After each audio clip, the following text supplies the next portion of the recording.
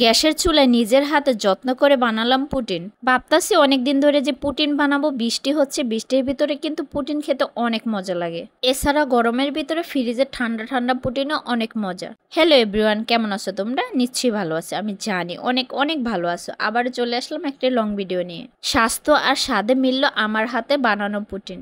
সত্যি কথা বলতে পুটিন আমি অনেক পছন্দ করি, ভীষণ পছন্দ করি। যেহেতু আমার বাসায় ওভেন নাই, তাই আমি চুলায় পুটিনটা বানাবো। আর চুলায় পুটিন বানালে সেটাও কিন্তু অনেক টেস্ট হয়। শুধুমাত্র 3টি উপকরণ দিয়ে আপনি সুস্বাদু একটি পুটিন বানাতে পারেন। আমি 3টি উপকরণ দিয়ে আজকে পুটিন বানাবো, ডিম, চিনি আর দুধ দিয়ে।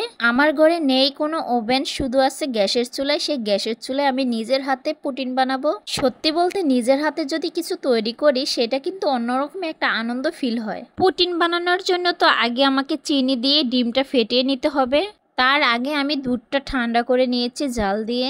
আমার ঘরে সব সদস্যরাই আমার হাতের পুটিন অনেক পছন্দ করে, বিশেষ করে আমার বাচ্চারা বেশি পছন্দ করে পুটিন। যেহেতু আমার ঘরে বড় পাত্র নাই, তাই ছোটখাটো আমি একটি পুটিন তৈরি করছি। এখানে পুটিনের জন্য এখানে আমি একটা মিশ্রণ তৈরি করেছি।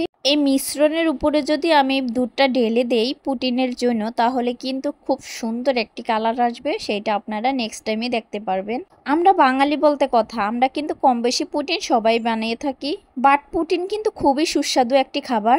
আপনি যদি পরিমাণ মতন সবকিছু দিয়ে পুটিন বানাতে পারেন, তাহলে আপনার মুখে লেগে থাকবে।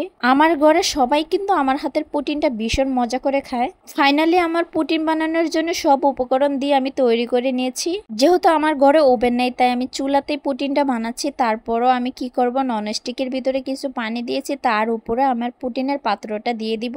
আমি এভাবেই ঘরে তৈরি করি পুটিন। সত্যি কথা বলতে এই পুটিনটা আমার গ্যাসের চুলায় বানাতে অনেক ভালো লাগে। পরিমাণ মতন পানি দিয়ে ঢাকনা দিয়ে ঢেকে রেখেছি প্রায় আধা ঘন্টার জন্য। আধা ঘন্টা পর আমি খুলে দেখবো আমার পুটিনটা কিরকম হয়েছে। ফাইনালি আমার পুটিনের কিন্তু সুন্দর একটি কালার এসেছে, তাও ইউলু কালার। সত্যি কথা বলতে পুটিন এভাবে বানালে কিন্তু অনেক টেস্ট, আপনারা ট্রাই করে দেখতে পারেন। ফাইনালি কিন্তু আমার পুটিনের লুক এইটা। এখন শুধু জাস্ট পরিবেশনের পালা। এর মধ্যে তোমাদের সাথে আমি একটি মজার বিষয় শেয়ার করি। পুটিন বানাতে গিয়ে এত ঘাম ঝরছে, মনে হচ্ছে এক্সারসাইজ কমপ্লিট হয়ে গেছে আমার। পুটিন বানালাম ঠিকই, কিন্তু রান্নাঘর দেখে মনে হচ্ছে তৃতীয় বিশ্বযুদ্ধ করে আসলাম আমি। বাইরে পুটিন খেতে গেলে আমার ব্যাগের অর্ধেক টাকাই ফাঁকা হয়ে যায়।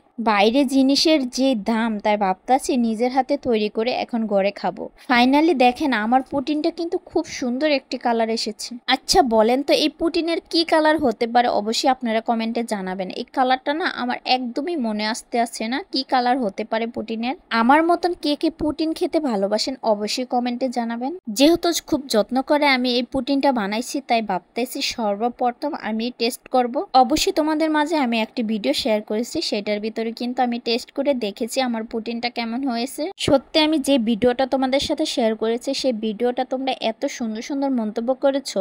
এত সবসময় চেষ্টা করি সুন্দর সুন্দর ভিডিও তোমাদের মাঝে তুলে ধরতে, আর তোমরা আমাকে এত এত ভালোবাসা দাও, তার জন্য ধন্যবাদ।